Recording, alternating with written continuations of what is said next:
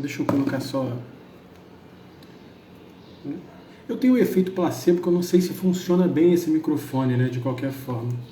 Mas vamos tentar dar uma incrementada aqui na nossa live.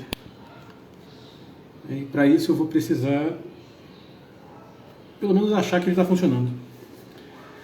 O que a gente vai fazer hoje de diferente na nossa live, que eu comecei a pensar? Por que a gente não canta um louvor?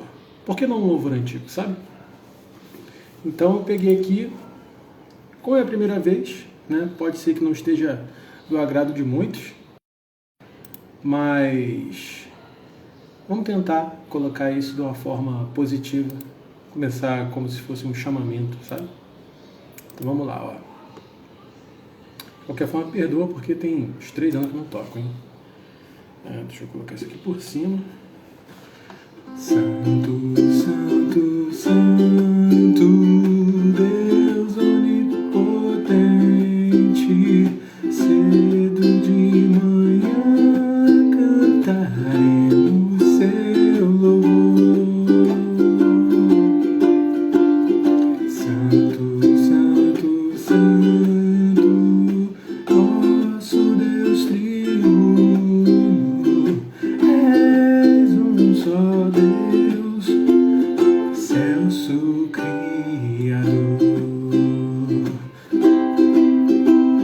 Santo, Santo, Santo, todos os remidos, junto com os anjos, proclamam teu louvor. Antes de formar-se firmamento e terra, eras e sempre has de ser Senhor. Santo, Santo, Santo, nós os pecadores não podemos ver tua glória sem tremor.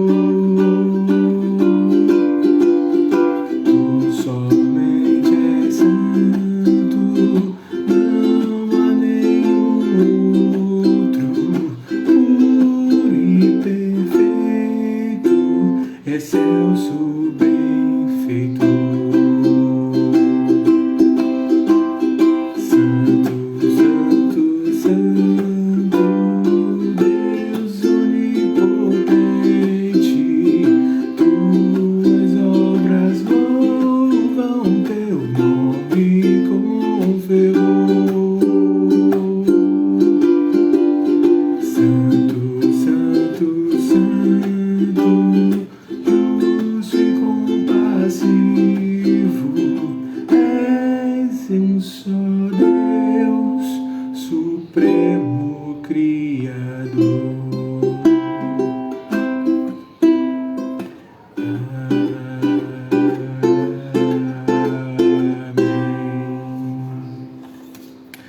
E é isso, eu tive que olhar toda hora para cá, não só para dar cifra, também por causa da cifra, mas porque eu tenho um pequeno erro cognitivo que eu não consigo fazer mais de 2 coisas ao mesmo tempo. E hoje meu dia foi legal, eu consegui descansar, o que eu não tinha conseguido, e consegui marcar uns médicos aí, e tá tudo certo. É só consulta mesmo. E hoje a gente vai voltar para nossa devocional aqui, ó, o talão de cheques do Banco da Fé, de Charles Spurgeon, né? São devocionais que ele escreveu em um momento difícil da vida dele. E a gente vai para lá, né? A gente vai para lá. Se não me engano, a gente está na 8ª, né? Ontem a gente fez a 7, hoje é 8. Isso aí mesmo. Não, hoje é a 9. Ontem a gente viu bem-aventurados limpos de coração. Hoje a gente vê a alma generosa prosperará, que é Provérbios 11, 25. Tá aqui, vou pegar ela. Possivelmente as outras vão cair agora, mas vou usar ela. Não falei que ela ia cair? Já vou tirar ela dali. 11, 25. Provérbios 11, 25. Tá bom, né? Pode não cair todas, né? Provérbios 11, 25.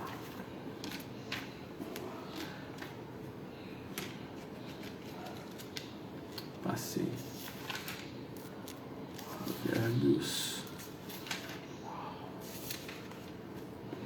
Provérbios 11, 25.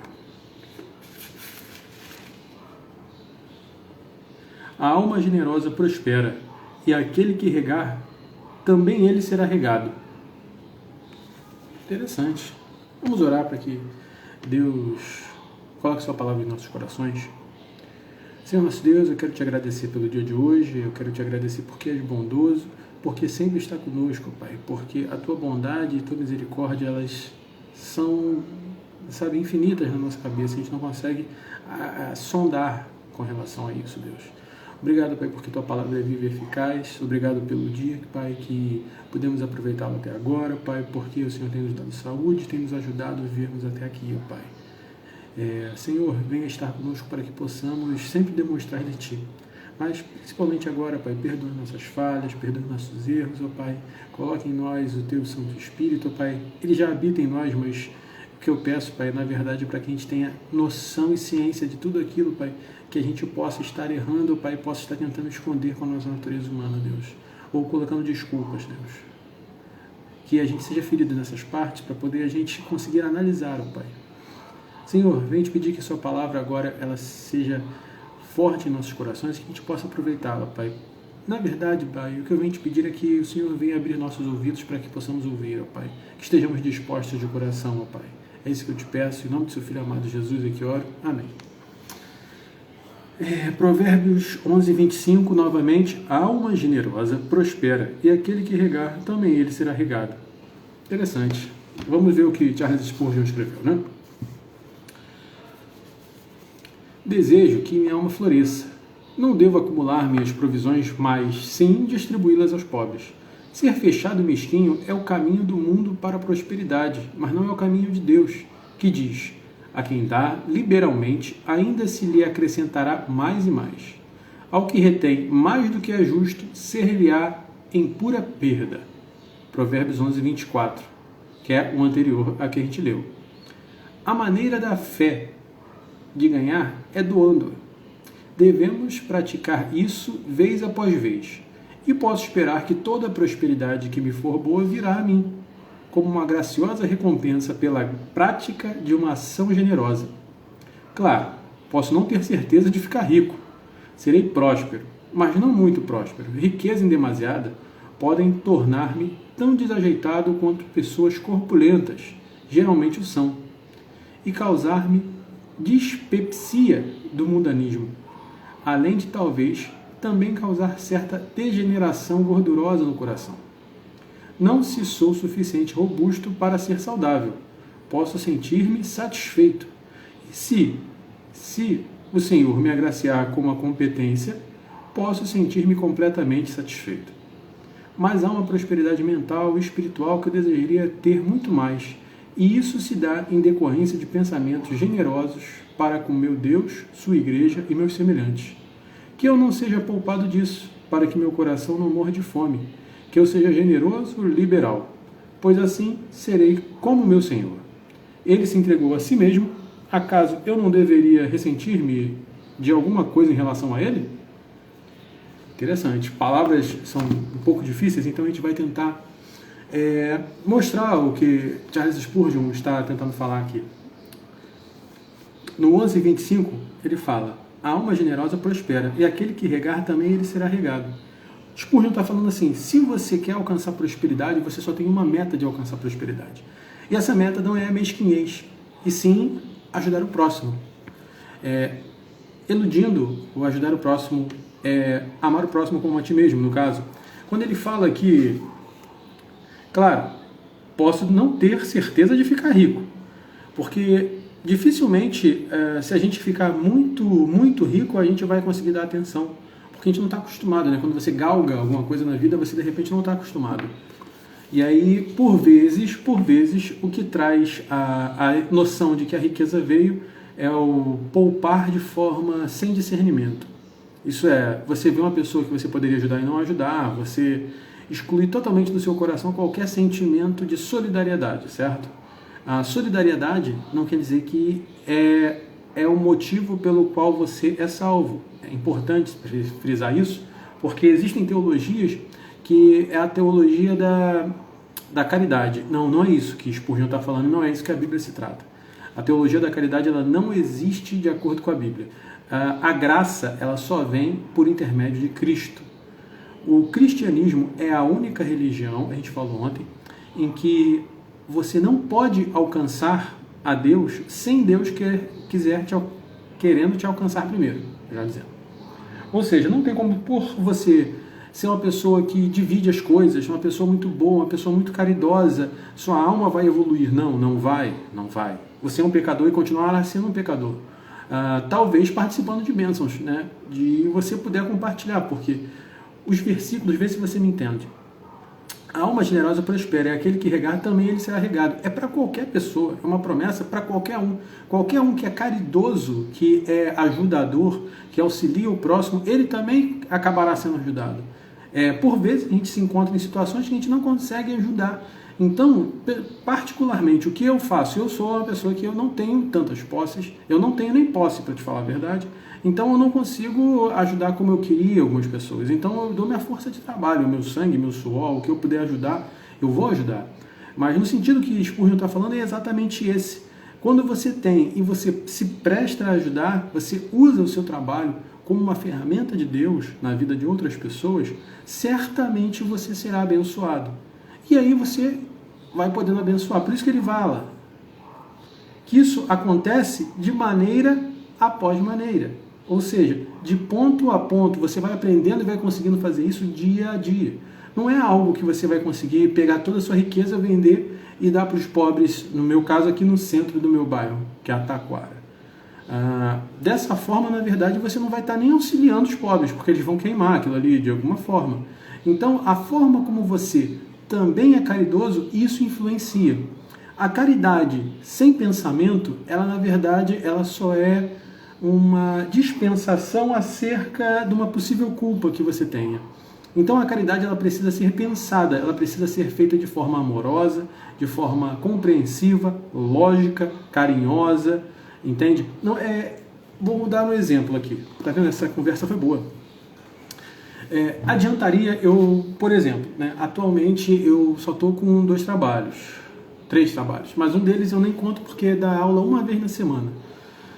E aí o que acontece? Eu vou lá e proponho no meu coração, vou dar quentinhas a partir de hoje quando eu conseguir arrumar um emprego, né? Então, sei lá, passou um ano, 365 quentinhas. Eu vou lá, cada quentinha que eu der, ela não pode ser só largada na mão da pessoa. Tipo assim, eu pego e toma aí sua quentinha, pronto, não passe fome. Não, ela tem que vir acompanhada sempre de uma palavra. Mais importante do que o alimento físico é o espiritual, mas o alimento espiritual não consegue ser ouvido se a pessoa passa privação. Tiago fala exatamente sobre isso, tá? Tiago ele narra fatos que tipo assim, não tem como você pregar para uma pessoa de estômago vazio, né? Então você precisa principalmente conseguir alocar a pessoa, né? Ela se tornando confortável e aberta ao evangelho para que depois você possa fazê-lo. Porém, em contrapartida, no seu ponto de vista, né, isso é o ponto de vista da pessoa. No seu ponto de vista, você tem que pensar de uma forma lógica, de uma forma racional e de uma forma que você possa promover o reino de Deus. E promover o reino de Deus, meu amigo, infelizmente não é tirar fotos e postar no Instagram que você alimentou, sei lá, 5, 6 pessoas em condição de rua, porque aí você cai no erro do fariseu. O erro farisaico era bater no peito em voz alta e falar: obrigado, Deus, porque eu sou um pecador e me perdoa porque eu sou um pecador, mas pelo menos eu não sou igual aquele cara lá. Me perdoa, mas eu não sou igual aquele cara lá, aquele publicano, poxa, aquele judeu, aquele gentio, me perdoa, mas então quando você chama a glória para si, ela já vai ser dada. E você não terá recompensa nenhuma nos céus.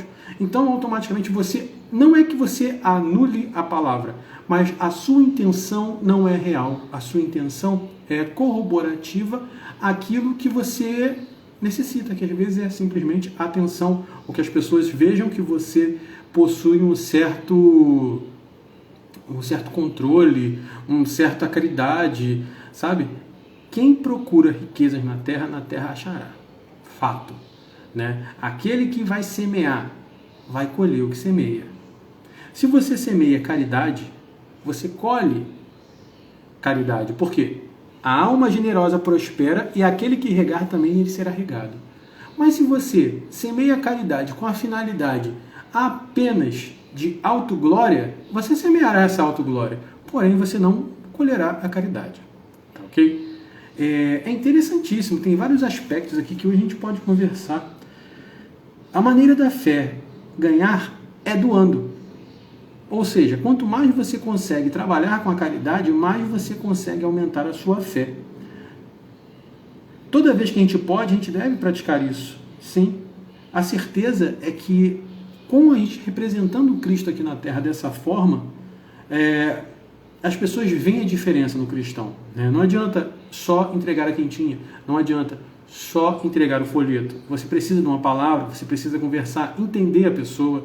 Muita gente em situação de rua, ela está passando fome, ela está passando condição e ela às vezes não é viciada, tá?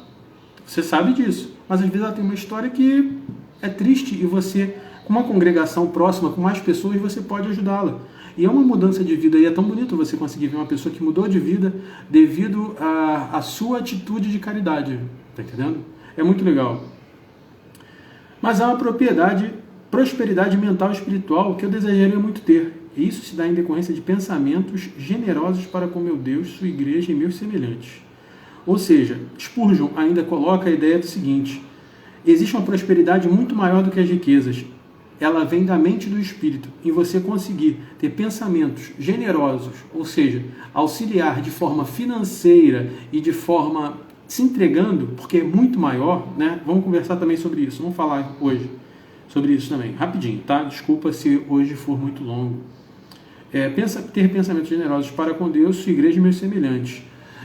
Com isso, Charles Spurgeon está falando sobre o auxílio na igreja, né? E aí a gente vê sobre o papo do dízimo, né? Quem não é cristão sempre vai bater muito nessa tecla. O dízimo, ele é um mandamento instituído no Antigo Testamento. Como ele é Antigo Testamento, ele não deveria ser validado da forma que é validado, falado dessa forma. Ah, não, você é 10%. Não. Isso é muito errado. Isso é uma forma didática que é usada. Vê se você entende agora. Seu pastor na sua igreja está errado de falar dízimo? Não. Por quê? Porque didaticamente falando, funciona a ideia do dízimo. Mas a nova aliança ela é muito maior do que a lei. Então, a nova aliança ela se baseia em gratidão. A gratidão a Cristo por tudo que Ele fez e por ter ocasionado a sua salvação, ter te tirado do inferno, ela deve ser muito maior do que 10%. E vamos supor, 10% é o que você pode dar? Ok, mas eu não posso dar 10%. Eu posso dar 5%, eu tenho um trabalho muito, muito pequeno. Então você vai dar uns 5%, você dá 3%, você, poxa, infelizmente eu não estou conseguindo dar nada esse mês. Ok, você não é cobrado, porque quem dá com alegria. Então não existe uma lei que espiritualmente te coloque para participar das ofertas, né? Eu não gosto muito de usar a palavra dízimo, porque dízimo libera a ideia do Antiga Aliança. E a gente não vive sobre a Antiga Aliança. Meu sogro falava uma coisa muito interessante, era o seguinte: quando você não dá o dízimo, na verdade você só perde, porque você não está participando da alegria de poder colaborar com a igreja. Mas Deus não vai te amaldiçoar por conta disso, jamais. Não é algo que Deus precisa do seu dinheiro, Deus não precisa de nada seu, tá? E não é fala pirracenta, porque eu, quando era mais novo, achava que era uma fala pirracenta, e nem é. É algo do tipo: você precisa dar com alegria. Qual é o seu máximo? O seu máximo é estar na igreja diariamente, é você fazer um trabalho fora da igreja mesmo, mas que você ajude uma rua, você ajude pessoas, você consiga consolar, trabalhar em hospital, trabalhar em cemitérios, ajudando, né, nos velórios, consolando pessoas, trabalhar em hospitais, trabalhar em escolas, trabalhar em aulas particulares, que você pode ajudar pessoas. Tudo isso é uma forma de agradecer a Deus. E mais interessante, que agora me bateu na mente, né, porque não sei se vocês sabem, eu sou professor. Seria interessante, vou dar um exemplo. Se você pegasse um aluno e você cobrasse muito barato, mas você quer colocar esse dinheiro todo, aí o dinheiro de cada aluno que você pega, você vai e compra cestas básicas e tal, você está potencializando aquela caridade que você poderia fazer, tá? Porque todo trabalhador, sim, é digno de seu salário. Dito isto, tem só a agradecer, essa palavra é muito boa. Quanto mais a gente investe no reino de Deus, mais a gente pode ter certeza que Deus estará conosco. E isso não é algo como barganha. Deus não faz barganha. Deus não precisa barganhar com você. Sabe? Você vê que Abraão tentou barganhar com Deus. E Deus, misericordiosamente, em que capítulo, em que parte eu estou falando, né? Eu vou contar a história. Abraão e Ló se separaram. Ló foi para Sodoma e Gomorra e Abraão foi para as Campinas. E aí, chegando lá, Sodoma e Gomorra de longe era muito mais bonito, tinha muito mais verde, tinha muito mais, sabe, potencial de crescimento para tudo aquilo do que a parte que Abraão escolheu. Abraão ainda deu o privilégio de Ló escolher primeiro do que ele.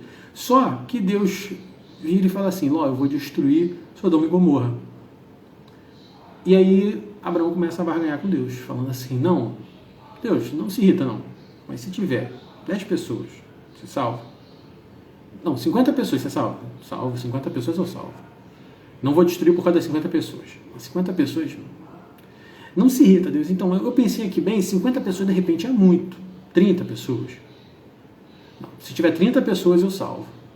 Tá bom, Deus. Não se irrita não, é a última vez. Se tiver 10 pessoas, o Senhor salva? 10 pessoas, então tá bom, Abraão, eu salvo por amor daquelas 10 pessoas. Não tinha nem 10 pessoas. E aí Deus faz o seguinte, manda anjos, e os anjos chegam na cidade para avisar a Ló que ele deveria sair da cidade, né? Porque aquela cidade seria destruída, que não deveriam olhar para trás. E aí todo o resto da história você conhece, a mulher de Ló que vira uma estátua de sal, né? Que na minha cabeça acontece muito parecido com Pompeia, a ideia. E se você ver os vídeos da Aline em Israel, ela demonstra o salitre, que é em toda a região de Sodoma que ficou. Então, por que eu falei isso? Porque Deus não aceita barganha. Deus, por misericórdia, escuta nossas orações. E por misericórdia, Ele escuta a oração de Abraão, mas Ele não barganha contigo. Ele sabe de tudo o que vai acontecer, Ele não precisa barganhar. Você não tem poder de barganha, você não tem o que dar para Deus a ponto de barganhar com Deus. Tá? Dito isso, eu acho muito interessante o que conversamos hoje, muito explicativo, muito bom, e que possamos realmente investir mais no reino de Deus, né, de forma íntegra, sabe? Não só financeiramente. Financeiramente eu acho que é onde mais dói no caso do homem, porque às vezes a gente deixa sonhos que não são sonhos, vontades que não são vontades, para poder colaborar. E isso é importante, né, amortecer a vontade própria. Porém, entretanto, todavia, o mais importante é você colaborar de forma efetiva, trabalhar, né? Então é isso, amigos. Agradeço. Estou preparando uma série de vídeos. O Gênesis 2 está enorme, então possivelmente eu vou separar ele. Devo colocar uns 2 vídeos, 3 vídeos talvez, porque tem bastante coisa, é muito rico falar. E logo depois a gente vai começar a cair na história dos patriarcas, dilúvio, né? Então a gente vai ter bastante coisa para conversar. A gente está tentando fazer sempre uma pregação expositiva toda semana. E é isso. Agradeço a todos vocês. E vamos orar uma palavrinha de oração aqui, simples, para poder a gente encerrar. Tá bom? Oremos. Senhor nosso Deus, obrigado porque hoje podemos estar aqui, Pai. Obrigado, Pai, porque Tua palavra é viva e eficaz em nossos corações. Pai, ajuda-me, Pai, e ajuda os amigos, ó Pai, que puderem, quiserem ver e partilharem essa ideia comigo, de conseguirmos trabalhar junto à obra, Pai. Não a minha obra, mas a obra de Ti, entende? Em que possamos pegar com afinco, Pai, trabalhar em nossas ruas, trabalhar com nossos vizinhos, em nossos locais de trabalho, que sejamos, ó Pai, sempre arautos do Senhor, Deus, que tudo o que fazemos, façamos para a Tua glória, Pai, porque um dia, Pai, a gente vai à sepultura e depois não tem nada para fazer, não. A gente vai viver só para Ti. Aqui a gente tem que demonstrar o quanto a gente é grato a Ti. Porque no céu a gente pode Te ver, a gente terá a certeza absoluta de que nossos amigos e irmãos estarão conosco, Pai. Aqueles que Tu escolheste, Pai, desde o início dos tempos. Mas aqui podemos proclamar, ó Pai, e auxiliar o crescimento e expansão do Teu reino, Pai. Perdoa-nos, ó Pai, porque como crentes, ó Pai, como no meu caso, como crente batista, temos deixado muito a desejar, Pai.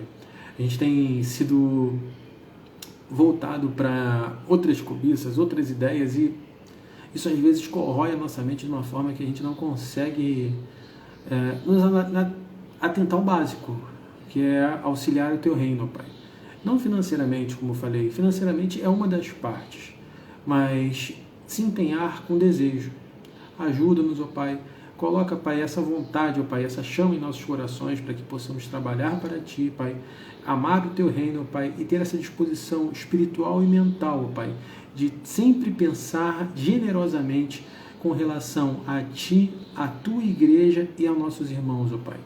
Que pratiquemos, ó Pai, o amar o próximo como a nós mesmos de uma forma ímpar, ó Pai. Sabemos, ó Pai, que a caridade por si só, ela nada é, mas a fé, ela movimenta a caridade. Então, ajuda-nos, ó Pai, aumenta a nossa fé, ó Pai, e auxilia-nos, ó Pai, para que possamos, dessa forma, conseguir chegar a trabalhar para Ti. Não apenas naquilo que é da Tua instituição, que é do Teu reino, mas também para comparativo de amor ao próximo. Senhor, esteja conosco essa noite, ó Pai, proteja-nos, ó Pai, esteja com a segurança de todos os irmãos e amigos que possam escutar essa live. E isso que eu te peço, ó Deus, em nome do Seu Filho amado Jesus é que oramos, ó Pai, aqui, com certeza que Tu escutas do céu, porque o Espírito Santo que habita em nós, ele traduz a Ti, ó Pai. Isso fazemos não em nome nosso, ó Pai, porque nada somos, ó Pai, nada podemos, ó Pai, somos apenas o pó da terra. Mas Tu, ó Pai, enviastes a Cristo, ó Pai, aquele que veio, ó Pai, viveu entre nós, mesmo sendo Deus, não subjugou a forma de ser igual a Deus e morreu em morte de cruz, ó Pai, para levar sobre si nossos pecados, ó Pai. Em nome de Cristo Jesus, ó Pai, o presente ímpar que a humanidade ganhou, é que oramos, ó Pai, em nome da Tua graça, em nome de Cristo. Amém. Amém. E é isso. Até a próxima vez, meus amigos. Agora, como sempre, aquela viradinha do celular.